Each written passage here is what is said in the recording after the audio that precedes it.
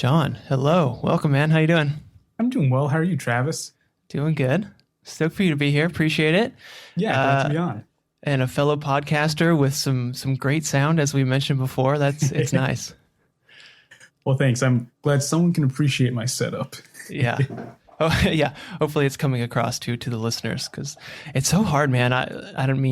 You don't have guests on your podcast, do you? I do occasionally. Okay. That kind of my 2021 resolution is to get more interviews going on the show to supplement, but I understand some of the struggle. Yeah. I try to avoid it for that reason. Yeah, because I had no audio experience. I just started a podcast because, why not? But man, it's people have let me know that the audio was not great. So I've been trying to figure this out. It's a learning curve. I'm finally, I think, passable at editing my own audio. But as soon as there's another track, I'm out in the woods. Yeah. It's tricky, man. Stuff like, I don't know, whatever. We don't need to get into that. But yeah, congrats on your podcast, dude. 45 episodes. Yeah, thanks. That's a lot, man. That's an accomplishment. Working on 46 right now. I'm still blown away that it got past one, honestly. Yeah. Well, so what was the impetus for starting? Well, we haven't even mentioned your podcast. It's called The Advent of Computing. Yeah, why'd you start it? So my show talks about the history of computing, and there's this particular slant I try to take where I don't like talking about what everyone knows, because I think that's better served by anyone else. I like to do the more obscure stuff. And the reason for that is computers are really important to the modern world. I've worked in IT for ever. I've been a programmer since middle school, and got a job once I hit high school. And as soon as I could get those work permits for minors, sign me up. So I've always been a firm believer that computers are really important to the world, and especially in the 21st century, it's even more so. I don't think most people can imagine a world without computers. But the road to get there has been really, really long. And there's a lot of steps along the way that are important, but no one really talks about. So I kind of found that problem that I think could be addressed. That is just making, as I was actually saying before we started recording, spreading a little bit of the digital gospel. Just getting out the information and stories that maybe not everyone knows, but are still important for understanding the modern day. The reason I ended up going with a podcast is I've worked in tangential to broadcasting forever. The company I work for does audio and a little bit of video streaming now for mainly radio stations. A lot of sports teams use us. So I've been in the podcasting ecosystem from the other side. Actually written a lot of software for our podcast management system. So I kind of knew the ropes, and it was just a pretty quick transition to move from being on the backbone side of podcasting to getting more into actually producing it myself. Right. Yeah. Yeah. I feel like there's an allure to, it seems like almost anybody has a podcast in them, I think. Yeah, exactly. Yeah. It's super fun to do. And the tools are so accessible now that there's not much of a barrier. It just ends up being, if you're willing to put in the work and time to make it something other people will listen to. Yeah, that's true. That it's not a big tech hurdle now, and anybody can really do it, which is nice. So did you? Because obviously you're qualified for this podcast, man. Super techie, all this kind of stuff. You've lived it, but kind of the history or the story of it or the development's a little bit different side. Have you always been interested in learning that, or was that something that you've been uncovering kind of through your podcast? So I've been interested in the history part of computing basically as soon as I got access to a computer. So I kind of grew up in the sticks out in a little bit the middle of nowhere in rural California. So in my parents' house, we only had dial-up until way too late into the modern day, I'd like to say. Right. And we never really had big new flashy computers. So the first computer I ever used was my dad's old PC clone, which was from like the late 80s. It kind of worked. If you like kick it a little bit, you could get it to run. And so because of that, I think I've always felt a little nostalgia for being behind the curve. But it always made me, when I look at systems, be like, well, that's not a very new computer, actually. I remember having those kind of drives on that old hunk of junk I was using. Right, yeah. So I've always kind of had this interest in digging into like, why is it like this now when it was like this years ago? Why do people think this is new? Yeah. So that's one part of it. And then also, I actually have a degree that's not related to computer science at all. I have a bachelor's in astrophysics. Okay, man. But while I originally went into a physics program because I wanted to be a professor. It's like, oh yeah, sure. I'll do research. It'll be great. Because I always like the idea of teaching and doing academia, like research kind of work, and eventually realized that I really don't like formal academics. Right. It's not the kind of environment I thrive in personally. I know some people love it. I did not love it. But in working in physics, and I spent a good amount of time working in research labs. One thing that's really weird is physics today is very heavy on computational work. So I specialized in computational astrophysics. Very niche sounding. It's not actually that niche in the field. Okay. But one thing I realized is they still use a whole lot of old technology. So I had one internship where I spent a summer down the Bay Area at a research center, and I got to work on their supercomputer, which I was super excited. It's like, oh, this is going to be really cool new technology. Went in the server room. Everything was using Fortran, which is a language that was developed in the 50s. And it's just the best they have, and everyone uses it. So I guess what I'm getting to is, for some reason in my life, I keep running into really old technology that's still around. And I kind of wanted to share the sense of wonder I get when, I walk into a server room and everyone's like, hey, here's some Fortran printouts. Try to figure out why this isn't working on our multi-million-dollar computer. Like, oh, jeez, guess I got to go back a little ways. Right, yeah. A supercomputer sounds incredible, but I guess it wasn't. Maybe back in its day it was. It still is incredible. The cluster, it was the Ames Pleiades cluster, which is up there. I think it's on the top 500 or 100 right now. So it's really fast. And they were using Fortran because it's still one of the faster languages for doing math for some reason, even though it's very archaic. Yeah. It just, I guess if it works, don't fix it, right? Yeah, sure. Why not? That's interesting. Yeah. And I mean, you kind of make a good point of, at least from my view of what I know about computers for the past 30, 40 years, they've kind of been pretty similar. Like you got a screen with a keyboard, I guess, kind of since they came up with the mouse and the cursor and the whole graphical interface that way, they haven't changed that much, really, have they?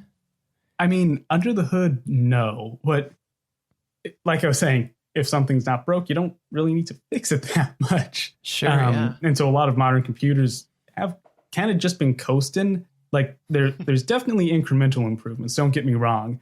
But there's a lot of stuff like the core processor technology that's used in most PCs. I guess Apple's kind of going away from it now. But the Intel-based processors are still using... They're roughly compatible with chips that are made in like the very end of the 60s that they've just been kind of added on to a little bit at a time, but they still have very similar guts to back in the day. Man, that's so crazy. That's interesting. That's crazy.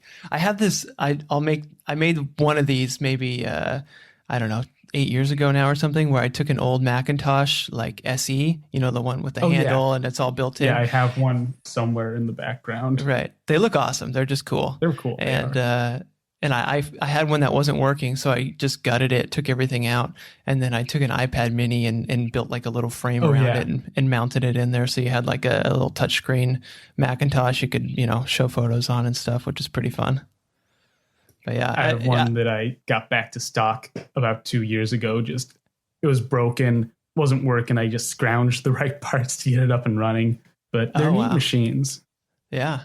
Yeah, because you could still, I mean, can you do anything on it really, or is it just for fun? Oh, video games. Okay, right. There's a couple old games on it that my friends and I like to play. Yeah. Well, I mean, can we, so I think we should dive into the subject matter a little bit here and try to learn some stuff. We'll get out of your brain, but yeah, I mean, we were going to kind of cover the rise of the personal computer and how the hell we all have, computers in our house, and we spend hours a day on. We have a computer on every desk in the world, just about. For real, a desk without a computer is a rare sight now. It's weird. It's weird to see. It's like, I look at like old movies where a person goes to their desk and there's just paper on it. So I'm like, what did they do all day here? Yeah. No, I know that feeling. I have a desk that I really like in my office, and it's just covered in monitors. And I keep thinking I should make some space so I can like have papers and pins on here. It's like, what would I do with that? Right. Yeah. If I don't have a computer, I can't work. Exactly. The papers are just for looks now these days. Yes, for show. Mm-hmm. So if you want to talk about how personal computers got into today, I think it behooves us a little bit to set a goalpost, right? Like, where is this all going? And usually the description that I see most often in sourcing for what makes a PC it's a handful of factors.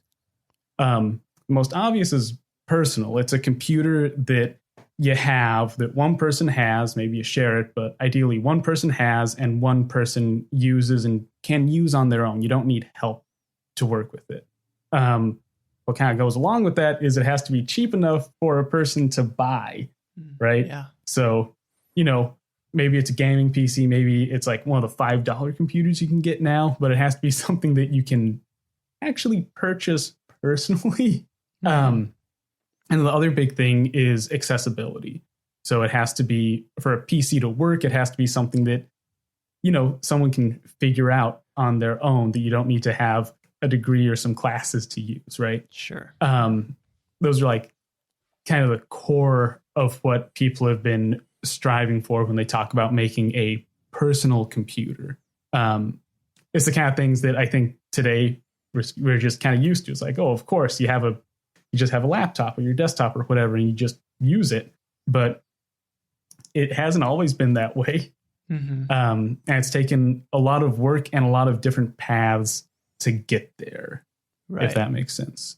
And so going back to my podcast, one of the overarching themes that I didn't realize existed until I started it was that computer history might be one of the more messy parts of history that you can go over.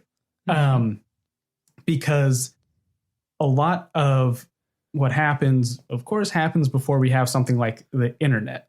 And it's not like the big man kind of history where it's like, oh, this one person shows up and then it's done. They do everything right and it's perfect. And they write an autobiography. They have notes and everything's archived pristinely. There's, in a lot of cases, at least two, maybe many more people that are working on a problem in tandem that don't know each other, don't know of each other, and are using totally different means to reach the same goal. Right, yeah. And personal computing is very much one of those, because it's kind of an obvious thing, right? If you have this cool technology, it's going to start making sense that, oh, what if everyone could use this, right? Because computers are cool, right? They can cut down a lot of time. They make a lot of stuff easier. So the next level would be making it so it can cut down everyone's time and make things easier for everyone. If that makes sense. Yeah. No, totally. And like, I mean, because I've always heard the stories, of like a computer that took up a whole room. But I'm like, yeah, what does that even mean? I've never experienced or seen anything like that. The only analog we have today is actually server and supercomputer rooms, which are from my experience, loud, just very cold from all the AC, not a place you work. Yeah, exactly like you were saying. A lot of early computers were big. They were only used for research. And in a lot of cases, you, as a researcher, you didn't get to touch the computer because that is very, very expensive. Yeah. There's a lot of great stories about early programmers that you write up your program, sometimes with pen and paper, you put it onto cards or something that can get read by the computer, and then you walk down to an office. You hand your stack of cards to an attendant who manages the computer for you because you might know how to program, but you're not trained to use the computer. Yeah. That's a specialty in itself. But here's what's a little mind-blowing about the timeline. So the first computer that appears modern, so it's electronic, uses binary numbers, so ones and zeros. Those start showing up around 1945, right at the very end of World War II. Okay. But the first writings on the idea of a personal computer are actually older than that. Really? Yeah. So if we want to look for the very beginning of the idea of some kind of machine that a single person can own and use that helps them with tasks, saves time, makes them have more capacity to, do work, do academic kind of stuff, that starts showing up, according to the sources, right before the first computer. So like the first paper that describes it is called As We May Think by Vannevar Bush. And that is published in 1945. But according to him, he had actually been writing it since the 30s. Wow. So if he's to be believed, then it actually predates computers. Yeah. And so like the ideation of it is like, let's see if we can figure out some type of machine or something to do stuff for us. Mm-hmm. Yeah. Okay. And so getting into the specifics, As We May Think describes this machine called the mimex, MEMEX, which it's a thought experiment. So it was never actually built. There's this kind of weird tradition that tech nerds have where they write out like, oh, using technology that we have today, we could do X, Y, Z, and here's how you could do it. But we're not going to do it because we don't have funding. Just trust us. Right. I've heard that. Yeah. And so the mimex is kind of part of that tradition. The design and the sketches that Bush presents in his paper basically show a desk. And inside the desk, there's a bunch of gears, a bunch of fancy microfilm, and like something kind of like a photocopier. And the idea is that's all built into a desk that has two touchscreen surfaces on it. And touchscreen. Yeah. Wow. He doesn't use the word touchscreen because they didn't have that word, but they're described as platens that are the size of a piece of paper that you can, using a stylus, write on to like edit files that are stored on microfilm. So technically speaking, it's a touch screen. And the whole premise of his paper, As We May Think, is that there's too much data, right? That at a certain point in human history, probably around that era, around the end of World War II, there's too much research, too much data for a single human on their own to process. Mm-hmm. And Vannevar came up with that notion because he worked with the Manhattan Project. He was one of the people who managed the Manhattan Project at like the very high levels. And he was realizing that, all these researchers that we hire are spending a whole lot of time going through libraries, reading through stacks of physics books, trying to figure out what the existing research says so that they can do new research. Sure. So he identified that's a problem. At a certain point, that's going to take more time than actually doing new work. Mm-hmm. And so he designs the mimex as a way of storing. The idea is to use microfilm, which is just, it's like transparent film that fits on reels that has little pages copied on it. They still have them in libraries. But the idea is it minifies a book down to something that can fit in your hand. Right. And the idea with the mimex is that it would be a whole library crammed into a desk that you could peruse through these two touch screens. And then the really shocking thing that makes it tie directly into sort of the more longer lineage of computing is he came up with the idea of something very, very close. I wouldn't call it links, but very close to hyperlinks, like little text you click on websites that connects pages together. Mm-hmm. His idea was that, when you're thinking about looking through like ideas and papers in your head, you're not like, oh, then I need to go to page 2 and then page 3. You're thinking about ideas, and those kind of connect out in a spider web pattern, right? So you might think about trains. You're like, well, what about the wheels? How do those work? So that kind of dings around in this network in your mind. And so his big idea was that you could build up these, he called them trails of thought throughout your collection of books. So using those platens, you could take 2 pages, like bring up the page for train, bring up the page for train wheels, and make a link between them. And then that way, next time you're looking at train, it's like, oh, there's a link to wheels. And you just click it and it dings off to the next one. Okay. And if you build that up, you can make this database. Essentially, you didn't call it a database because it didn't have the words yet. But you can make a database of your train of thought for how you got to some idea or did some research. And then you could save that down and share it with your friends. So you could be like, hey, I was working on this train problem last night, and here's what I think about it. Maybe you'd like to put it into your personal mimex and see what you have to say. Right. Okay. So yeah. Well, so, I mean, can I because it seems like he's kind of thinking of like, we have this issue, we have like a library or something of, all this stuff. Like, how can we make it easier, more accessible? So this is kind of his idea. Was there a search function included in this? Yeah, there'd be. So once again, it was never built. So right. Okay. Yeah. Who knows? But sure, there was an idea of being able to search things like paper title or page numbers or author names. And part of that was there were machines that could index information about books on microfilm. There would just be like a really short code. So like the first few letters of an author's name or something. So you could rapidly search through a whole reel of microfilm, but it wouldn't be something like Google. It would be a lot more primitive. Okay.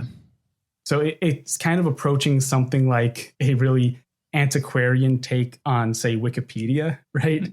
Yeah, because right. It's this editable kind of database of human knowledge with links between pages, if that kind of meshes with the modern day. Yeah, no, that makes sense. And I mean, it's just so we kind of take it for granted today, like the organization of information and accessibility, I think. But I was just reading a book on Maya civilization and how they got started, and that was like kind of they're like theorizing that was a big issue for them because they started to have all these records, but how the hell would you find the record you needed? They had so much stuff, but they had no organization system. So they're thinking that was kind of something that they never really figured out was the organization. But they did have like, deeds and records of sale and stuff like that. But so I could see how the first implementations of a computer or something like that would be to just solve that problem. Mm-hmm. And just to be clear, the whole idea with mimex is it's not a computer yet, because they don't have that yet. Yeah. Those are just starting to appear in labs. So in that sense, it's kind of ahead of the curve. Because once we do get computers, they're, like we're saying, they fill a whole room. You cannot touch a computer. That's for the researchers to use. Yeah. And also they can't do text. That's something that we really take for granted today is like, we're both on a computer. We have video, we have sound, we have text everywhere. Originally, computers could only do math. So like one of the first systems that starts operating is ENIAC. And that runs fully for the first time runs a program from beginning to end in like December of 1945. And all that can do is math. You can add, subtract, divide, multiply, and then jump around depending on numbers to different parts of your program. But no text, no storage, just numbers. Okay. So can we think of it as just like a calculator then? Yeah, it's like a calculator, but with the distinction that you can do conditionals. So in the theory of what makes a computer, or excuse me, what makes a computer, there's this idea of Turing completeness, which is a theorem that Alan Turing developed. And the only difference between a calculator and a computer is a computer can compare two things, and depending on if they're equal, if they're less than or greater, or some other combination, it can change what it's doing. Okay. Yeah. And so, yeah, by doing that, some very smart people like Alan Turing and John von Neumann, people who are way smarter than I am, figured out that, oh, you just need that little piece, and then you can do basically any kind of math, basically any kind of algorithm, and eventually any kind of processing you want, but you have to be able to jump around depending on data. Okay. Is it similar to, when you say that, I'm thinking of like Excel or something like that, where you can kind of do those little equations of like, if the number's greater than 9, then change it to blue or whatever. Like they wouldn't have colors, but is it similar to that? Yeah. It's in programming now, it's called an if statement or a loop. It's just having this idea where you can test things, where you can do conditional execution that gives you a whole lot of power that kind of gets used more and more later on. Right. Okay. Yeah. So how does we'll get to it or whatever, but something I've always heard is that computers are just ones and zeros, but I have no idea what that even means. That it is accurate. So what's interesting about binary, so that's the number system that computers use, is binary, 1 and 0. As a programmer, you never touch that. That's a thing that hardware people deal with. But the reason that computers are like that is, once again, some very smart people figured out that was the right way to go. It was actually kind of contentious in the early period, but the reason that they eventually land upon using binary is because computers are electronic, at least the computers we use today. There's some predecessors that aren't, but that kind of hurts my mind to think about. So I keep that a little bit away from me for safety. Excuse me. Anyway, so since they're electronic, you have a wire and it can either be on or off. There's no ambiguity. Right. You can have analog ambiguity, but that leads to problems. So the best way to do it is to have a wire that can either be on or off, nothing in between. And that corresponds really well to a binary number system where you just have ones and zeros, where a 0 is off and a 1 is on. That's important because using a binary number system, there were already well-established proofs for how you can translate between binary and decimal, so the 10-digit number system we use today, or humans use in general. Us flesh folk, not the silicon folk. Sure. But so because there's already this robust kind of mathematical system for using binary to build up more complex operations, it ends up working really well with electronic circuitry. Does that kind of make sense? Did that answer the question? I understand the electronic circuitry stuff of there just kind of being an on and off thing. And then I can go deeper if you need more. Yeah, I want some more. All right. So the other reason that binary is central to computing is this idea of logic operations. So, you have and, or, not. There's a few others, but the idea is, oh man, I have to explain logic tables. If you've ever taken a logic class as an elective in college, basically how it works is you have these fancy tables. It's part of the binary math system. And you can put in two inputs that are either true or false each. and get an output that's either true or false. And so Right. something like the AND gate or the AND logic operator takes two inputs. If they're both 1 and 1 or on and on, then it gives you a 1. If they're 0 and 0, it gives you a 1. But if they're 1 and 0 or 0 and 1, it gives you a 0. So it's these logic operations end up being the core of computing because there's really efficient electronic devices that can do it. So actually, if you'll give me just 1 second. Yes, go ahead.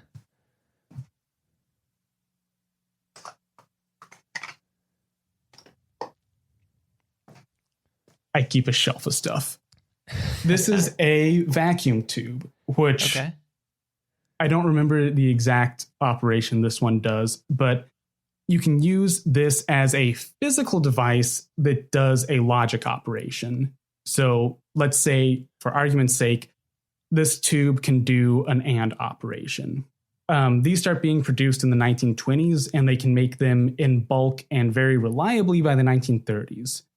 And so how it would work is you can wire in two signals. When it gets those signals, it does the logic operation and then outputs those signals. So there's this jump once these start appearing from and relays, and there's a few other devices that can do the same thing. But you have a physical way to do this mathematical operation. So that ties, hey, we can build something that actually emulates these mathematics that we've already been doing for generations. And we know how to, from very complicated theorems, go from, if you have enough AND operations and a few others, you can do addition of two numbers. So some researchers figure out, well, we take like 10 of these and hook up some circuitry. We can put in a number, add them together, and output the sum. Does that make sense? Okay. I think let me review here and you tell me if I'm right or wrong. So you can send in, like, let's say you were talking about that table, right? Or the different chart. So you can send in like a 1 or a 0, and then another 1 or a 0. It would just it just takes two inputs. So two inputs, one input okay. that's either a 1 or a 0, and then one that's a 1 or a 0. Okay, I get it. So you have, Yeah. and then your outcomes, you have 1 1, 1 0, 0 1, and 0 0. Your outcome would be just one digit, right? So if you have put in 1 1, you get 1. You put in 1 0, you get 0. 0 1, you get 0. 0 0, you get 1. Okay. Does that make sense? Okay, I get that. Need diagrams. Yeah, diagrams. Okay. Okay, so that I get that. So how is that helpful? It's helpful because, like I was saying, there's already a whole field of mathematics that's devoted to binary number systems. So they know that researchers know that you can take binary numbers and doing these really simple operations on it eventually build up towards doing addition. So if you do something like, I forget the exact chaining because it's kind of confusing to me, but if you have the right series of logic operations, then instead of just like comparing two numbers and being like, oh, they're the same, put out a 1, you can add together larger numbers. Or you can do the same for subtraction or any math operation. Okay. And so once these come along and researchers figure out that, oh yeah, we have a physical device that does this very simple task, well, we already have all the theory for it. So they just have to take all the mathematical diagrams and charts they've been doing in Theoryville and then build it using these. Okay, I see. So it just gets more and more complicated. Yeah. And once you can do it using some electronic device or some analog device, if you're really early, then instead of just having researchers and people doing grunt work with pens and paper, you can automate it. Yeah. And over time, that just builds and builds until it hits the critical mass where we have computers. Right. Okay. That's so cool. I would love to see like the physical, like using that bulb, like the physical thing that you first talked about, where there's like just 10 of those or whatever, you know? Mhm. That would be cool to see. There's a lot of demos online doing that you can look up. Like vacuum tube binary adder would probably be what you'd want to Google for. I'm going to check that out. Yeah. And also, just going back to something else you were mentioning, these suckers are the reason why computers were so big early on. Oh. Because at most, I think the most dense ones could do like 3 logic operations in one bulb. But like this is pretty big. This is like bigger than a thumb. Yeah. It's a swollen thumb. It's a very swollen thumb. And you need more than one of these to do a single addition or a subtraction or whatever operation you want to do. So you have to have a lot of these. To make matters worse, they're socketed. So if you can see on the bottom, there's all these pins. So they have to fit into a socket, which is a little bit bigger. Then making it even better, these run really hot. So because of their principle of operation, they have to heat up to a certain point to function. We're talking hundreds of degrees. So you suddenly, let's say you want to add 2 like 3-digit numbers or something. Let's say you need 10 of these.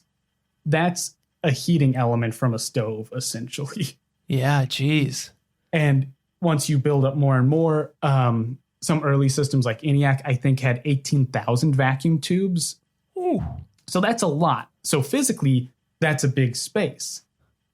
They burn, if you have too many of these, they burn hot enough to melt solder, which means that they can destroy the circuits they're in. So to get around that, you have to space them out. So you have to keep a little gap between them so you can force air through them so they don't melt your multi-million-dollar machine.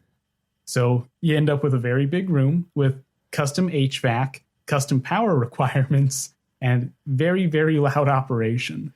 Yeah. Okay. This is super helpful, Sean. No one has explained it to me this way. I've just heard, you know, it's binary. It's ones and zeros. They were big. No one ever told me why. So this is great. I appreciate it. Thanks. This is exactly why I run the podcast. It's fascinating, man. And I could see how it's really starting to snowball into, you know, where we're at today. So what's next? A lot of angry scientists, basically. So the next big development for computing, or for personal computing at least, because for computing there's a whole lot of steps in different directions. Sure. But the next big thing for personal computing comes in the late 1950s. And it's this paper called, we're still in Paperville. It takes a little bit for the physical land to catch up. But in, I believe it's 1955, if I remember correctly. And I should remember correctly because this is kind of the area I talk the most about on the show. It's but close. this researcher, no one will blame me for it. No one go back. But this researcher named Doug Engelbart writes a paper called Augmenting Human Intellect, which it's kind of a sci-fi title. A lot of these old papers in that era are really sci-fi-y.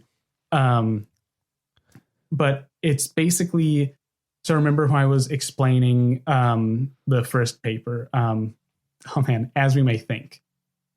Augmenting human intellect is basically taking the same ideas from that, but applying it to electronic computers. So it's the marriage of this idea of a personal system that stores data for retrieval and indexing, but now we have computers, so we should see if those work together yet. Right. And what's really important about that paper is it's where we have the first description of the computer mouse. Ooh. Yeah. So there's actually a little contention about who invented the idea of a mouse, which gets kind of weird. But the main contention is that there was a researcher in England working for the Navy on a classified project for radar systems, and he came up with the idea of a trackball. But it was never really used that much. It got a little bit of application in naval installations, and it was classified until like the 1960s. So it doesn't spread very far. That happened, if I remember right, either concurrently or a few years before Engelbart designs his mouse. But over in America, in Engelbart's lab in Stanford, he designs basically this. Wow, really? It doesn't have RGB, so it's not as cool, but you can actually look it up online, and it's a wooden box that's about that big by that wide, fits in the palm, has a button on the top, has a cord coming out the top that you move around on a desktop, and you use it to move a cursor on a screen and click. Wow. Sounds like what I'm using right now. Yeah. And it's described in the 1950s, built a little bit later. And what's mind-blowing to me is it's amazingly close to what we use today, like you were saying. There's some changes on the inside. The original one uses 2 orthogonal wheels to encode X and Y motion. Right. Eventually we get balls and then laser mice, but the idea is there. Yeah. It's just not in the exact same form we use today. What's wild about Engelbart and all of the people working in his research lab and his research is it actually bears a whole lot of fruit and ends up with a system that looks markedly similar to what we use now. So eventually he gets funding, which that's the trick for going from sci-fi sounding paper to actual physical device. Right. He starts this thing called ARC, the Augmentation Research Center, which is part of Stanford's Research Institute, which it's kind of confusing. It's kind of related to Stanford, the university, but kind of not. Their campuses are right next door. It's a whole thing that I've never been able to fully understand the relation. But he gets funding and conducts research with a team to actually take his ideas and the ideas from the mimex and make them into something more real and more usable. So they designed the system called, and today this name doesn't work as well, but it was called the Online System, NLS, because it wasn't online, but it was online on a computer. There's some drift in the language. Yeah. But anyway, they built the system that using a series of very, very archaic like tricks and sick shortcuts can make a graphical screen that you can connect over a network. It's not a network like we use today. They had these tubes, these TV tubes that a mainframe would put a display onto. Then you can't transmit that very far. So they had a CCTV camera pointed at it in a little box. Really? And then somewhere else you could have your little CCTV screen. And then you had your keyboard, your mouse, and this other input device they used that fed back over a wire to the mainframe. So you could use it remotely. Yeah. Kind of. It's a step. But then what was actually displayed on the screen, the actual NLS system, was it doesn't look exactly like what we use today, but it was a screen that had graphics and text. It had a cursor controlled by a mouse. You could input text using a keyboard, and it had this other thing called a chord set, which is just kind of like our Control, Alt, and Shift keys on a separate device. But importantly, you could do windows, so you could break the screen into multiple views. Wow. You could have context menus, so like hit buttons and do stuff to copy paste things. You could do full screen text editing, which at the time was a really big deal because they just didn't have it yet.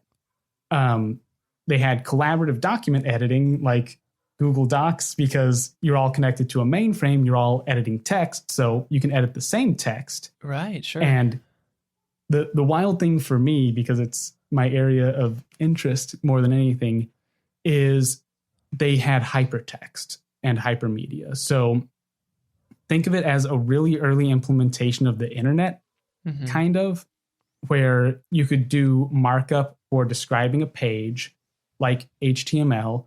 You could have links between pages and things in pages. So hyperlinks exactly like mimex and exactly like we use today on a computer and everything. You could search, you could expand and contract things, you could navigate through trees of links. So it essentially, what Engelbart does is take the ideas that were written in, as we may think, back in maybe the 30s at the earliest, and just throw that onto a computer, figure out how to actually turn the musings of a turn of the century researcher into something physical, and polish it in such a way that we have a fully digital working graphical user interface with web pages. Yeah. Man, that's remarkable. It sounds wild. Yeah. That's crazy that he put that all together, using that description, and was able to sort of do it. So this may be jumping back, but when Engelbart was doing that, did computers really have screens at that time, or was that something new too? So that gets murky. Okay.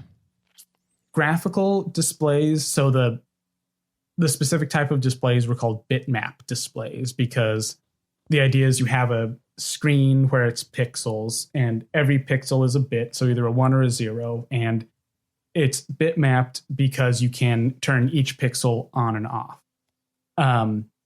So those kind of existed for a little bit prior to Engelbart. There were some systems that they didn't use a mouse, but you could draw on them using, I forget the name because it's not a thing we use anymore. I think it's like a pentanograph. It's like a pin that's mounted on an arm that you can move around that will affect data input. So it's kind of like a Bamboo or a Wacom tablet. Okay. But instead of having a free floating pin, it's on a pivoting arm. They're weird. There's a lot of weird input devices that kind of die out once the mouse comes around because it just works. Yeah. And so there were roughly graphical applications on computers prior, but Engelbart and his lab at ARC, they were the first people to kind of put the whole package together and make it into this idea of, you're still on shared infrastructure, so you don't own a computer personally, but you have your personal slice of that computer that has your own screen and your own keyboard and mouse and everything, and your own files. Okay.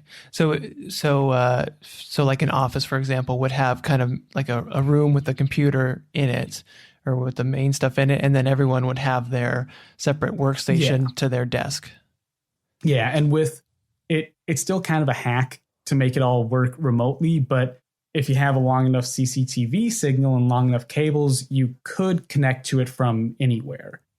And so there's a demo that he does where, I forget which center, it was in San Francisco at one of their like presentation centers.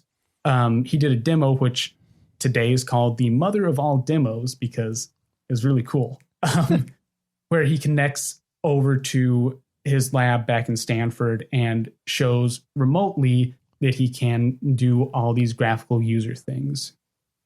It's like it's exciting just hearing you talk about this right now, and we already have like computers that are way past that, so I cannot imagine the excitement people would have had to actually see this thing happening in the 50s. I can't even imagine how wild it must have been, because at that time, we're still in an era where you usually use a computer using punch cards. So you have just pieces of cardstock that you punch numbers in, and you go give it to someone at a desk, and then you wait and eventually get your program back. Mm-hmm. But to just make the like light speed jump that Engelbart's lab did must have been amazing to see, right? Yeah. So what is that? What happens with that now? Has that become the new standard? Does it spread quickly? It doesn't. And that's what's wild. And that, like I keep saying, that's one of the things about computing history that I find really fascinating, is a lot of people have really good ideas, sometimes the same ideas at the same time, but they don't always take off. And so Engelbart wasn't a salesperson. He was a researcher. So it just kind of stayed in his lab. They tried to make it more applicable to other people, but it doesn't actually spread very far out of his Stanford lab. So not much happens with his research. Well, more happens with his research, but it doesn't go very far until actually a lot of his lab quits. Really? Yeah, they get poached by Xerox. Oh. In the early 60s.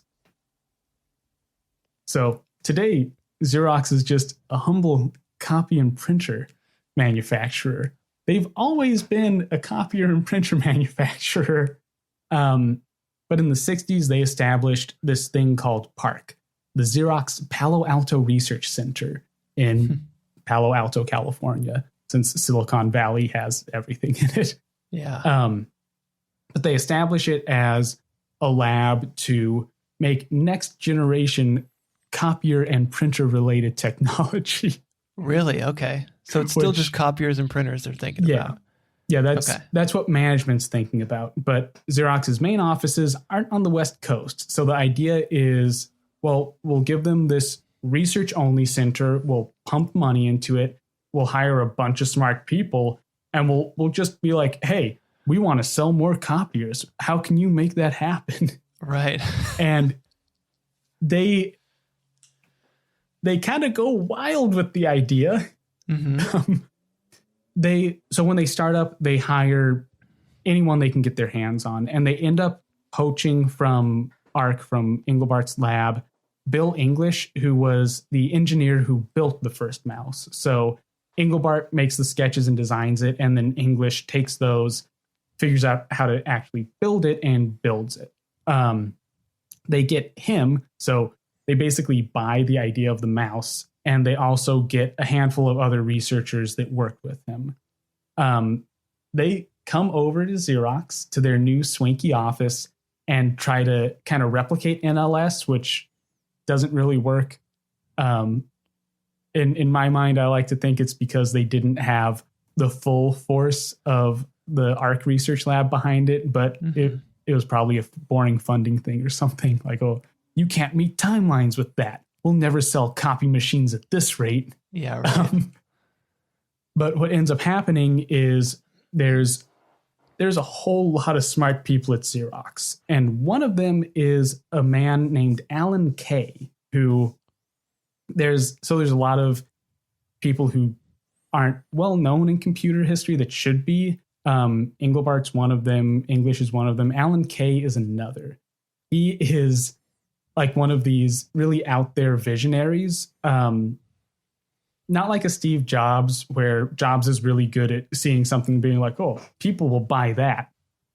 Go get it. Alan Kay is really good at seeing, here's how we can get something built using current technology that will actually be useful in decades. And at the time they hire Alan Kay, he had just written this paper. I forget the name of the paper because it's an awful long title, but it describes this machine called the Dynabook. So once again, we're in this realm of papers that describe thought experiments. But Kay's is really wild. The idea is, if you'll excuse a prompt, he describes this. No, really? Yeah. Wow. In like 1964, 1965, he describes a computer system that's the same size and aspect ratio as a piece of paper. On its face is a screen that's touch sensitive. It has a small keyboard below it, which he notes at the very end of the paper, you don't need a physical keyboard. You could replace it with a keyboard on a touch sensitive screen. No. It runs graphical software. It can connect to other of these Dynabooks using a network. You can download, say, books or software onto it. Children can use it for educational and recreational purposes, and a businessman could use it for getting business done. So he describes a tablet computer, and what's groundbreaking as far as the trek towards personal computers with Alan Kay's work is he describes the Dynabook as a device that children or professionals can use. Mm-hmm. And prior to that, there had been some computerized systems for kids which were really simplified. There had been kind of attempts at teaching kids how to use computers and how to program, but that was always a separate thing from a serious computer user. Kay's vision with the Dynabook is, no, this can be the same thing. This can just be a computer that can do whatever you want, and we can make it simple enough for a child to use and flexible enough for an actual like computer user to use, which people hadn't really done before. And it just so happens that that comes in the very same form factor as a smartphone or a tablet computer today. Yeah, wow. That's crazy that touchscreens are mentioned so much, because that feels like such a recent thing. It initially was wild to me, but it keeps showing up so much in the research. And to be 100% clear, it's not the kind of nice, totally flat touchscreens we use today, right? Because like on phones now, that's completely flat. We just touch the screen and the screen has all the sensing stuff in it. These early touch screens, the idea is there'd be a bezel around it that had infrared beams that made a grid. So the idea is you have this grid of invisible light, and when something gets broken, the computer can figure out, oh, that's grid point 5A or whatever. Okay. So it would just kind of look like a chunkier touch screen to us, but it did work. Yeah. So they had the idea, speaking. but they were using... They're using what they have. Yeah, they're using the technology they had at the time. Yeah, it's I see. Like how back in the 30s, Vannevar Bush is like, oh, we can put books on microfilm because that's the best they had. Yeah. So Alan Kay basically describes the future in one shot in the 1960s. That's what I love about computer history, is there's so many times where someone's like, well, I think the future is going to be really big calculators. There might be a dozen of them. And someone's like, no, it's going to be these touchscreen things. Everyone's going to use it. It'll be everywhere. You'll just fly around with it. Kids will use it. And they're like, oh, you're crazy. But Xerox is like, you seem smart. Let's hire you also. Yeah. So they get to this point where they have a critical mass of just the smartest people that they can poach in Silicon Valley. And they're like, all of you are going to work on a project so we can sell more printers and copiers. Goddamn Xerox. Exactly. But they're paying them, so let's do it. Yeah. They end up designing, partly with Kay's help, partly with English's help, partly with the help from dozens of just the smartest computer people they can buy. They build this computer called the Xerox Alto, named after Palo Alto. There's creative. A theme. Yeah. The Alto is essentially a modern personal computer. They never sold any because there's a lot of complicated reasons. Xerox didn't really know what to do with them. There's this great book that I love the title of called Fumbling the Future, which is the story of Xerox, their personal computer branch. But anyway, they build this machine called the Alto. It's about the size of a filing cabinet. It's right before microprocessors exist, so it's a whole lot of circuit boards and a whole lot of chips. But it has a bitmapped display that is 8.5 by 11, because that's the size of a piece of printer paper that you could print or copy. It's relatively high resolution. It's really crisp black and white, because the idea was it would be an office machine. You'd use it in an office. You'd be able to typeset all your fancy paperwork that you needed to print or copy on a Xerox printer or copier. It had a mouse, which they start using rollerball mice. Eventually, they build optical mice, which is also really cool. But it has a mouse so that, you can move around things on your fancy typesetting display so that you can print or copy it well. And the wild part, and this is where one of the things that Alan Kay really pushes for, is it has a full graphical user interface. and you can find images online. It has windows that have little bars at the top with menus. It has a little arrow mouse cursor like we have today. It has a file browser that has little icons. It's a full-on graphical user interface like we use in Windows or OS X or Mac OS or anything, basically. It even has a little desktop that I don't think you can change the background, but it's there. There is a desktop background with little windows over it. Yeah. And they build it for desktop publishing because, you got to sell printers and copiers. Of course. That's the objective. Yeah. But so I want to say the first prototypes were in like the early 70s. They have these machines that look like modern computers. They also have something very similar to Ethernet networking on them so that you can connect them together and, most importantly, connect them to printers and copiers. Right.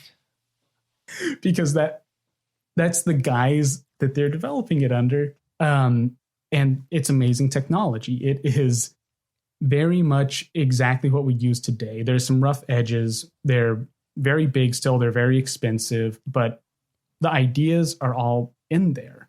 And it's all coming from this lineage that's been built up over decades. Right.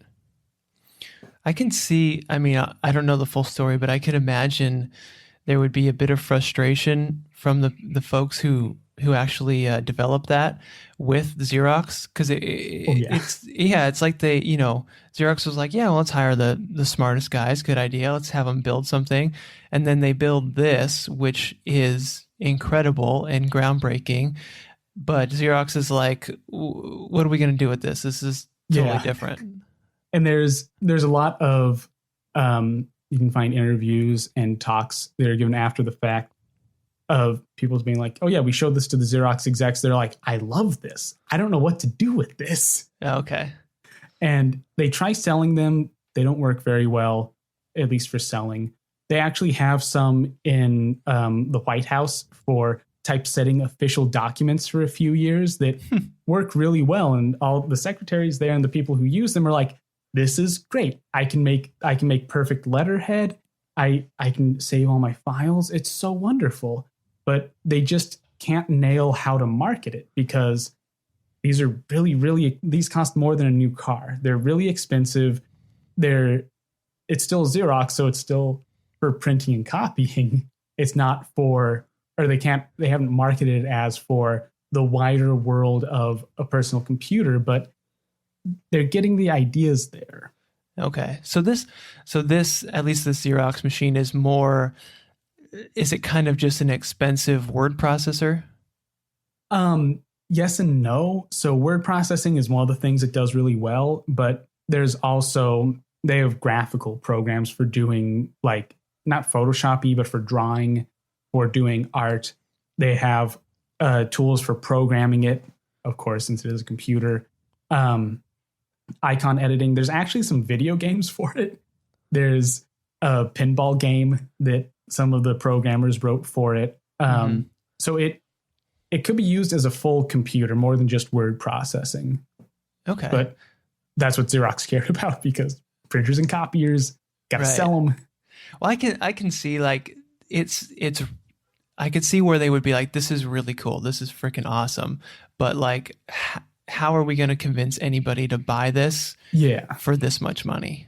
Exactly. And over the course of the 70s, they start developing more consumer grade versions. They have these, it's called the Xerox Star. It's a whole series of workstations, but they're still just so expensive and it's so new that they can't figure out how to sell it because outside of maybe 2 or 3 labs, no one's seen a mouse before. Yeah. There's some stories, I don't remember if it's from later, but of people going up to a computer with a mouse and being like, oh, you just use the mouse to point at things. And they're just like, oh, just point.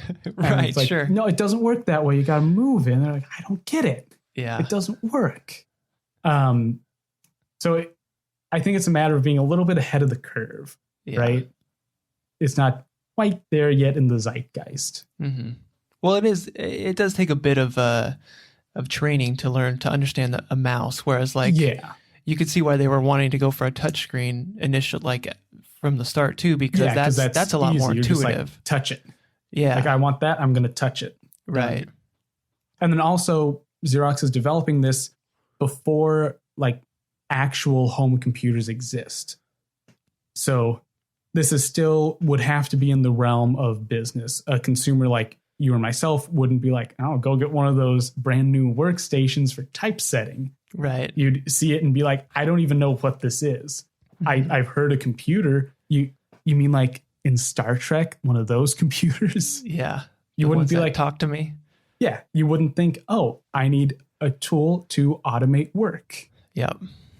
So okay, so then how does the story progress from there? How do we move down the timeline?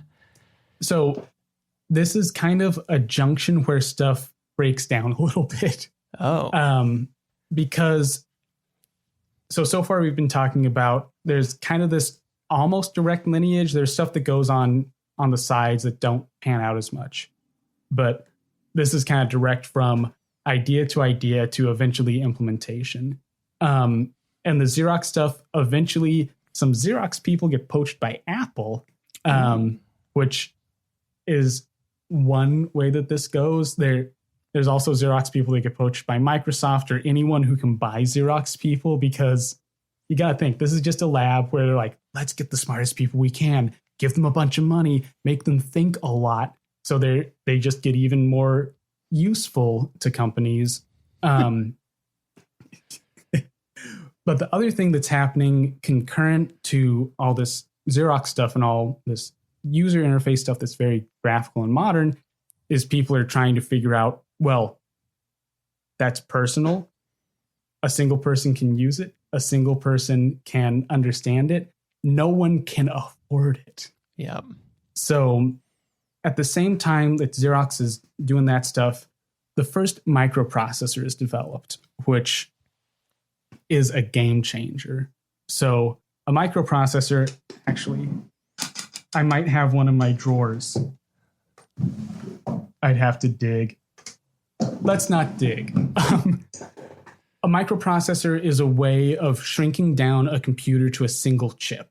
So instead of having hundreds of vacuum tubes, thousands of vacuum tubes, or eventually thousands of discrete transistors, a microprocessor can be like that big, the size of your pinky.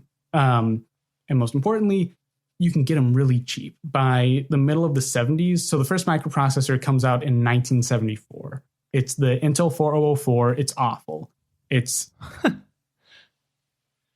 it's just not a very useful chip. It was meant for desktop calculators. It was kind of built because some engineers at Intel got carried away.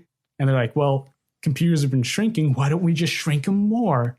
Sure.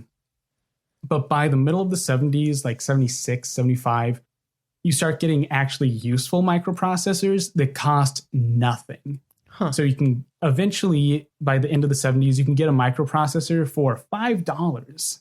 Wow. Yeah. So for $5, you get something the size of your pinky that's a computer. Man, that happened in the 70s. Yeah. You still need some other stuff to use it, and they're still not very powerful, but you can just buy a computer chip, which is really different. That's really new for everyone. So how did that, can you give me a layman understanding of how that works? Did they just shrink things down? Well, a lot of it has to do with, once again, Intel kind of acting like Xerox and just buying up the smartest people they can find. But one of the reasons things get smaller and smaller and cheaper comes down to boring stuff. It has a lot to do with the methods used to fabricate silicon, which I don't fully understand. That's all right.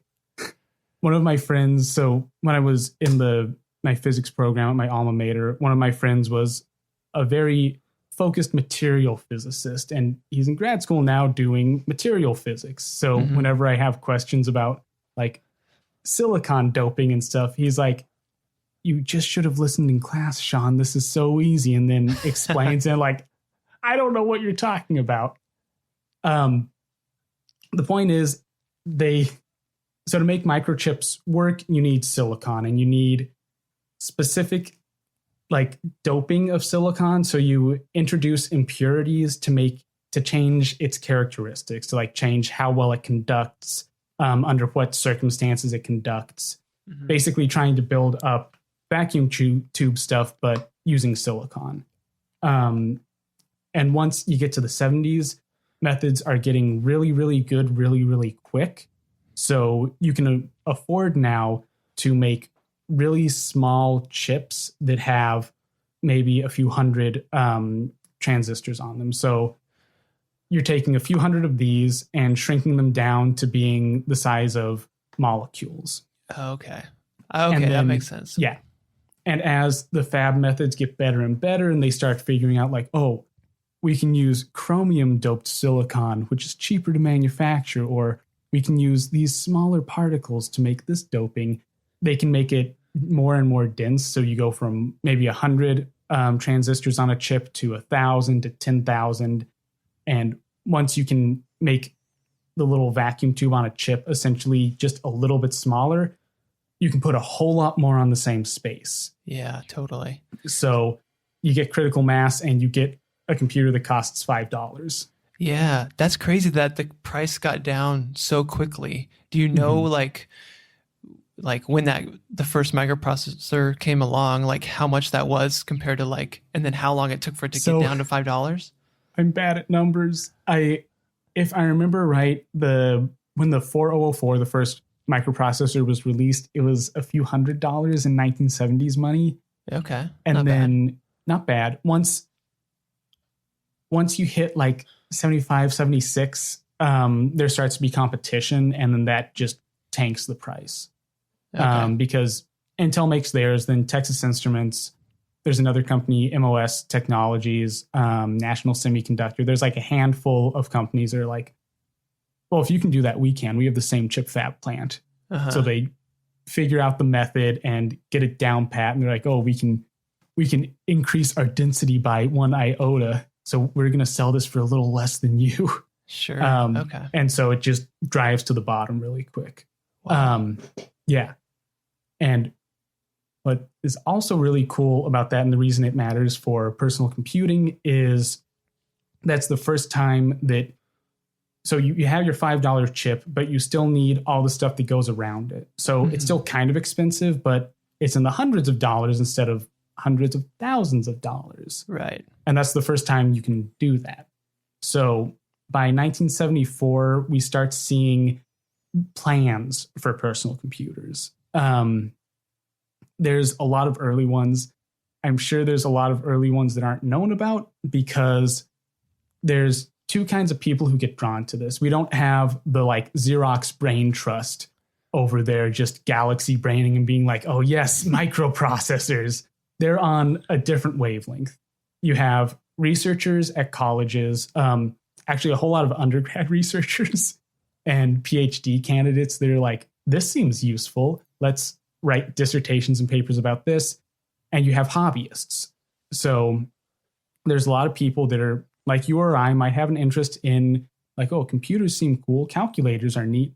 And then they see in an electronics magazine, I can buy a microchip now. So they go, they scrounge together some money, they buy a microchip, and they're like, what on earth am I going to do with this? And they eventually start making plans and figuring out that, well, with a little bit of doing, I can actually make a full computer that doesn't cost a lot.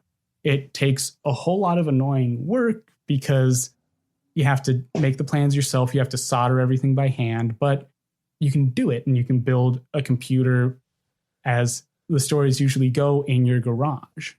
Yeah. Okay. So yeah. Well, just so that really brought it brought the price down, I think, importantly, so that a lot of people could start tinkering with it, basically. Exactly. Okay. And that's where we get things like Steve Wozniak in his garage going to homebrew computer club meetings and being like, hey, look, I have this board. I don't have a name for it yet, but I can program on it. And so there starts to be this culture of these people who are already electronics nerds, and a lot of them do like ham radio or model trains or something, and now they can get microprocessors. Yeah. So they figure out, I'll get on this computer stuff. I'll be like all those fancy brain trust people and have a computer. And eventually some people who are smart enough to market it come along. And that doesn't actually start out with Apple. It starts out with this company called MITS, MITS.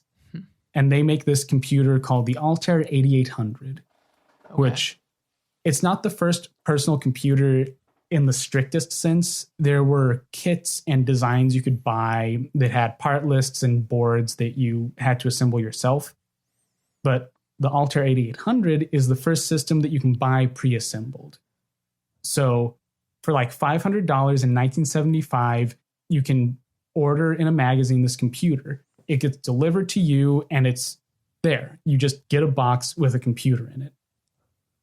And that's groundbreaking at the time. Yeah, it blows everything else out of the water, because now instead of having to be at a research center or at a lab or at one of these really cushy jobs, you can just buy a computer. And the original Altair is awful. It has like 256 bytes of RAM. You can't do anything with it unless you're a tech head and can expand it, but you can just buy a computer. You don't have to do a whole lot. Yeah, you could just buy it to say you own a computer. Yeah, it's like, I imagine there's like this keeping up with the Joneses thing. It's like, oh, honey, the neighbors bought a computer. We don't want to be the only ones on the block without a computer, do we? Yeah, right. I would imagine it's like, when TVs first started coming into homes and people would put it on display in the middle of their living room to show it off. It's like, behold our TV. There's no channels yet, but look at it. Yeah. Isn't this cool? So did that Altair come with did it have a screen and a keyboard and a mouse? No. No. Okay. Nothing. Wow. To use it, so the base unit's $500, 256 bytes of RAM, which that's 256 characters of text about nothing. It's like 2 tweets. Yeah. It's not useful. Some people figure out really weird stuff you can do with them. But that's the base unit. You can't do much. You can program it with some switches and lights on the front, but that's about it. You can then buy a memory expansion board to go up to 4,000 bytes of memory. Ooh. Which is a big deal. You can get 2 of those, get up to 8. Huge deal. Yeah. And you can get a serial card for it, which lets you transmit data in and out of the Altair over some wires. You get that, then you can get a separate terminal, which is a little CRT display with a keyboard that can read data and write data out. So it's a package that you have to assemble, but it's approaching usefulness. So it's kind of there, right? Yeah. It's actually the platform that Microsoft gets its start on. Oh, really? Yeah. So the first product Microsoft made ends up being the killer software app for the Altair. It's this thing called BASIC, which is a programming language environment. Because once again, the best you can do on it is text in, text out. So you have to have some kind of text environment, and Microsoft writes that. And that Microsoft makes enough money on that to stay alive. Okay. And once the Altair comes out and starts getting popular, of course, people clone it. People make copies directly, but also other hobbyists start going into market. And so that's where Apple starts showing up. We get the Apple I, which was a device that Wozniak built. And then Steve Jobs is like, hey, we could invest in this. Yeah. We could sell this to people. And there's a pretty large glut of other hobbyists that go from building stuff in their garage to productifying it. Okay. Yeah, because at the time, are these like the Apple One and the Altair, are they really, like, I mean, like you said, they're not very useful. So is it really just hobbyists buying these things and like being, this is cool, let's play with it? It's mainly hobbyists. And then it also gets early on a foothold in labs because computers are expensive, and you can get one of these early home computers for basically nothing compared to a mainframe. So you just buy one of those. There's some great stories from IBM where when they first started getting into personal computing, one of the reasons was they were selling these scaled down systems to clients, and they'd go out on business calls and they'd notice Apple computers or like Altairs or these cheap little dinky computers in their clients' offices. And they'd be like, why do you have that? And they're like, well, it works. Like, I just need to type little things sometimes. I don't need the mainframe all the time. Right. And IBM's just like, we got to get on this. Yeah, sure. But so I guess the point I'm getting to is there's this kind of separate lineage that appears once microprocessors hit the scene, where hobbyists kind of form this pipeline from really new technology down to something that's consumable. Mm-hmm. And then later on, once the 70s draw to a close, we start getting like the Apple II or Commodore and Radio Shack start entering the market, where you have a computer that is a little box that has a keyboard on it that you can plug into a television so a consumer can use it. You just buy it, drop it on your desk, plug it in, and it can't do a whole lot. You can program on it. You can get some software for it. Eventually, one of the really early big things that makes computers a huge deal is you can get this program called VisiCalc, which is a spreadsheet. So you can do your taxes on a computer. Right. And that gets a whole lot of not so much hobbyists, but consumers into it, because you can replace a desktop calculator, your papers. You can start moving towards a desk that's just screens and keyboard instead of a bunch of papers. Right. Okay. This is when it starts to become appealing, where it's like, I can actually afford this. It's cool and fun, and I'm interested in it, but it also makes sense for me to do this. There's some usefulness. Yeah, it becomes an investment. Yeah. And that's one of the really, really smart things that Steve Jobs does early on is he pushes to market the Apple II, their second computer, as an appliance. Oh. So you're not buying a computer, you're buying an appliance for your home. It is a labor-saving device. It helps you do more, and your kids can even learn about the future of the world and computing on them. Yeah, don't want to be left out. Yeah. And computers in this era, in the very end of the 70s, early 80s, also start showing up in schools because a lot of really smart teachers realize that this is the future. These kids are also the future, so they should meet as early as possible. Yep. One thing I've always wondered is, we're talking about personal computers, which is a PC, right? But today, when you say PC, people you're talking about like a Windows machine, but people don't really call Macs a PC. Do you know why that is? That has to do with IBM. Really? Yeah.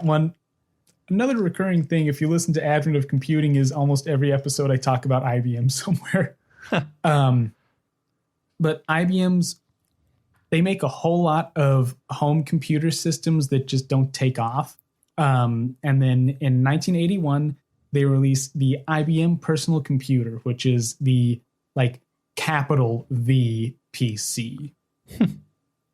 And that kind of solidifies, leading up to that, people had been using terms like personal computer, home computer, microcomputer, appliance computer. They had a whole cadre of very similar terms. Once IBM comes out with the PC, everyone's just like, oh, it's a PC.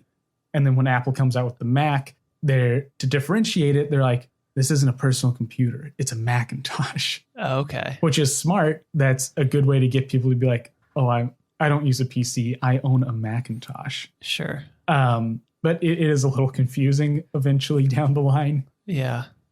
So did IBM and Windows merge at some point with that? Or Microsoft? Kind of. So the whole Microsoft PC connection is really weird and actually has a lot of folklore and lies around it. Wow, okay. it just has to do with a lot of contention about how Microsoft got the contract. But the PC originally ships with Microsoft DOS, which is just a text interface kind of thing, because you can kind of do graphics on a PC, not really. A little bit after release, they start having graphics cards for it.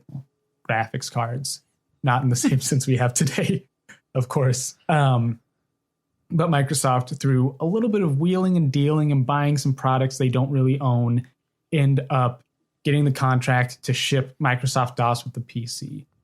And then moving forward, they have a really tight relationship with IBM. So for quite a while, whenever a new IBM computer comes out, it comes decked with Microsoft software. They also provide a lot of the release day software packages for the PC. Okay, I get you.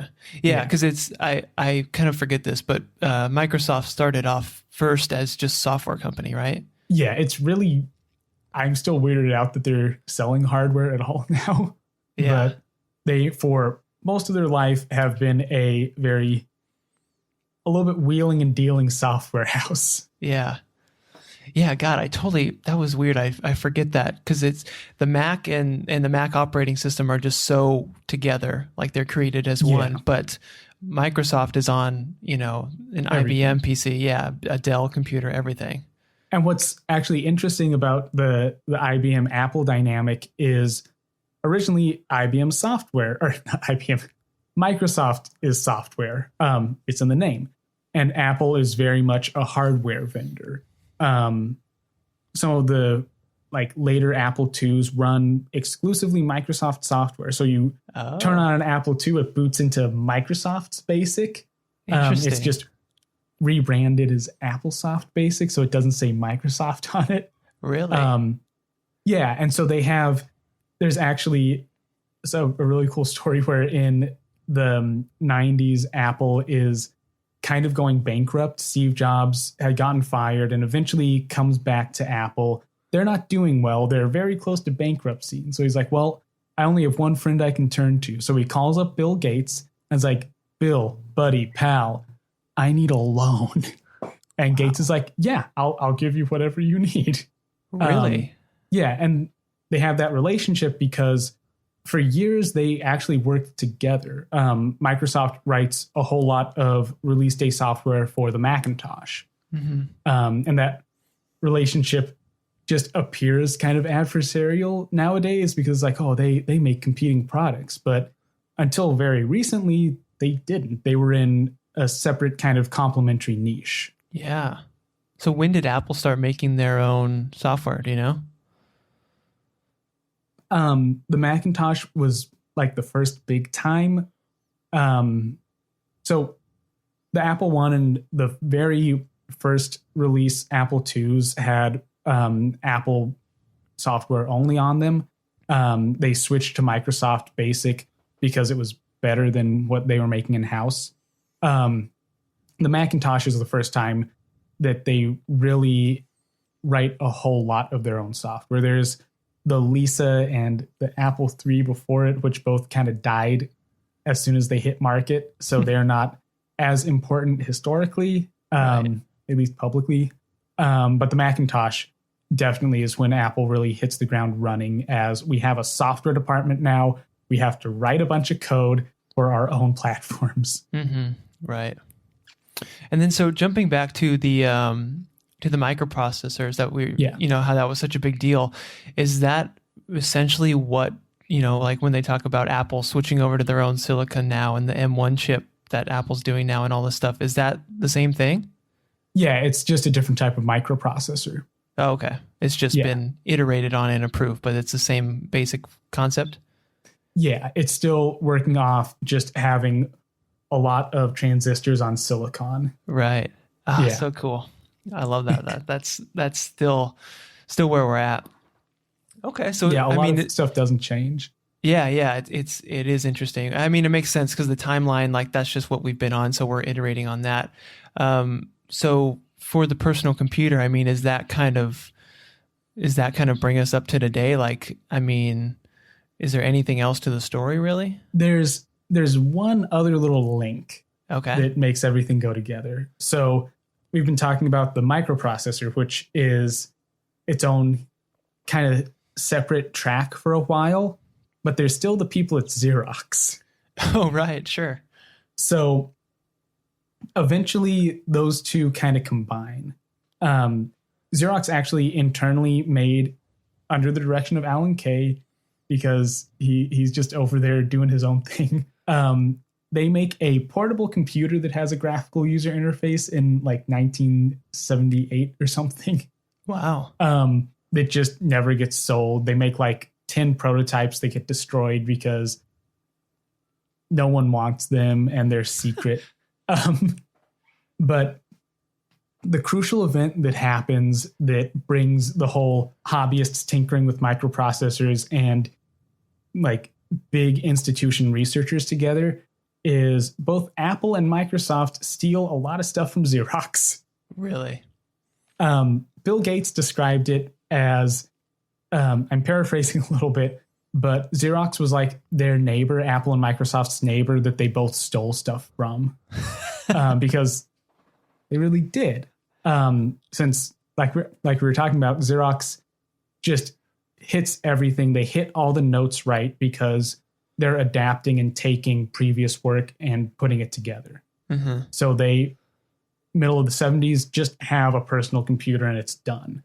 It could have just gotten smaller and cheaper and we would have all been using Xerox computers. Yeah. But what happens is, to try to get their ideas out there, because they're still corporate, but they're kind of an academic air type lab. They want to do demos and share their work with people because a lot of researchers there are coming from academia. So they have these kind of folkloric demos that they give to companies. One of the people that they give demos to are Apple employees. And at the time, Apple's like, hey, Steve Jobs goes up and he's like, I want some of my engineers to come look at your stuff. I've heard you're doing great things. And I think it was Bill English or one of their bigger engineers was just like, do not let Jobs in the building. He's going to steal stuff. And management's like, well, he offered us stock options and that sounds pretty good because Apple's going to IPO eventually. I mean, they're paying for it. And they let some Apple engineers in who get a demo of the Alto and see everything that makes a computer, basically a modern personal computer. They go back to Apple and Jobs is like, make me one of those. Can I get one of those to go? Yeah. And they try. There's the Apple Lisa, which is their kind of first attempt at adapting what Xerox was doing, which works, but it's too expensive and too unreliable. Steve Jobs was managing that project and eventually actually got kicked off of it because he kept messing up their timelines and being like, this is great, but change these things and micromanaging them. And so they're like, come on, Steve, get out of our office.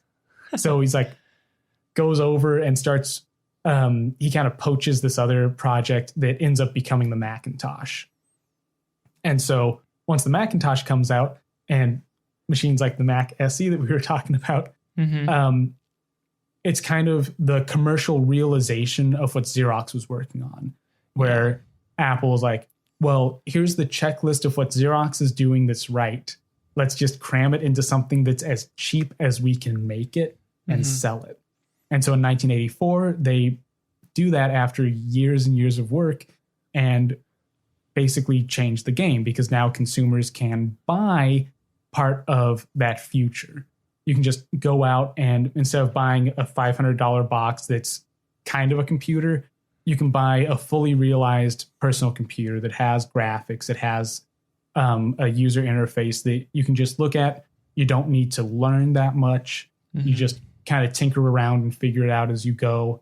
You can do filing, accounting, programming. You can do all these tasks that you used to not be able to do on a computer on it. So it saves time and you can afford it. It's a dream that you can buy. Yeah. And then at the same time, other companies like Microsoft are doing the same thing in their own way. And so Microsoft has a similar thing. I haven't seen as well documented stories, but they definitely get information from Xerox and then use that to make Windows eventually. And that kind of brings us up to the modern day. Is once that gets into the public, that just becomes the status quo.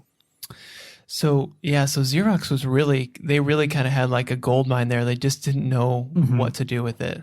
They didn't know exactly how to sell it, and they didn't hit it at the right time. Because imagine if Xerox, they could have released something very similar to the Macintosh probably in like 1978, 1979. And if they did, and if they sold it right, they would have just won.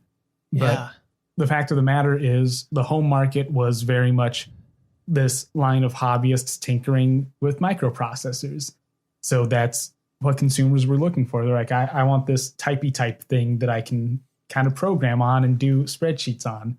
They might not have understood that this is the future I'm looking at just earlier than we saw it. So is that what we can probably do a few people, but is that kind of what we can give credit to Steve Jobs for is kind of making that switch in like consumers' minds of, you know, that this is a computer for you and what you can do with it? I think so. That's one of the things about Jobs is that he was really good at stealing. And also seeing something and going, not so much coming up with the idea, but being like, this is what people are going to want. They don't want it now. They don't know they want it, but they're going to want it like a year from now. So if we start working on it, we can release it at the right time. Yeah. That's what happens with like the iPhone. There were smartphones. People didn't really think much of them. And then Steve's just like, well, I have the platform that I can be like, here, this is the future. You got to buy some. Everyone's like, how did you know? You read my mind. Yeah. He kind of lets the world warm up to the idea a bit, and then he jumps on with like a more perfected product a little bit. Yeah, a more commercialized product. Yeah, well said.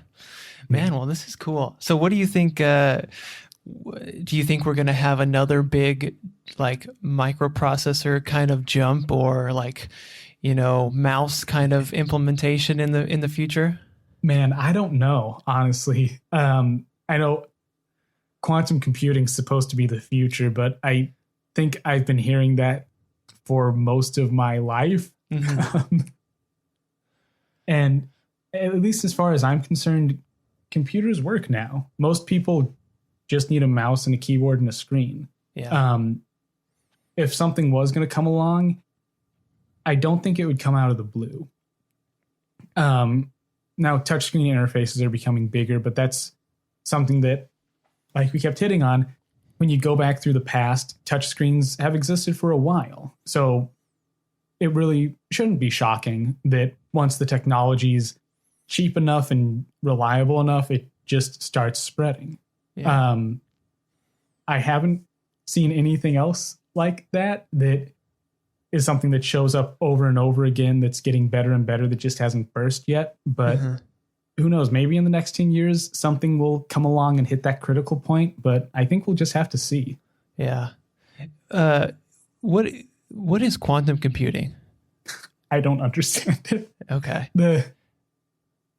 I'll cut you in on a secret, Travis. I slept through most of my quantum computing classes, most of my quantum classes in undergrad.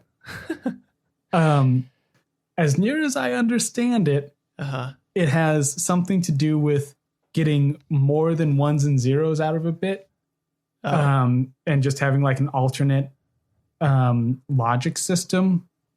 But I have yet to understand how that's good. Yeah, so, like, would that translate into like a more powerful computer or something? It's supposed to. It's supposed to be like you can calculate things in parallel better. Okay. Something. I don't fully understand it. That's all right. I'm all about the deep cuts, not so much the new stuff. Yeah, right. To me, a big thing would be when we can figure out like another big jump like the mouse of how we can interact with the computers better. Because we're really limited to just kind of our dexterity of typing and a mouse. Yeah, if some way we can plug our brain into it or something would be awesome. And there's like those little, novelty brain cap things that Yeah. you could buy for a while. Yeah. I don't know. I feel like that's definitely a reliability thing. Yeah. Yeah. Yeah, it'll be fun to see. Hopefully I get to see a big crazy jump in something that I have to, learn how to use or intuitively. That's the dream, it's right? just great. Yeah. Hey, then we'll have to buy new stuff. Yeah. Yeah. It'll be the exciting. early adopter tax. Mm-hmm. Totally. Well, damn, Sean, this was awesome. We Yeah, went for a glad to while. talk to This you. was a long episode, but damn, it was great. I really enjoyed that. Well, thanks. I love getting to talk about my passions with people. Yeah. Well, I'm glad I could be here to listen. So let's tell people about your podcast. Anywhere we should send them, or you want to give another little brief? Yeah, sure just thing. pitch us your podcast. So my podcast is Advent of Computing. It's all about the weird, obscure, and shockingly relevant history of the computer. I'm basically everywhere. You can find the podcast on Apple, Spotify, Google, whatever you listen to. I also have a website, adventofcomputing.com, that has links out to things like my Patreon, my merch store. I've been sipping out of my Advent of Computer branded mug, which I can highly recommend. I'm also on Twitter at Advent of Comp if you ever want to swing by and chat about computing. Okay, great, man. Well, seriously, appreciate it, Sean. It was super fun. Thanks for coming on and sharing that whole, history of personal computing. It was fun. Well, thanks, Travis. It's great to be on.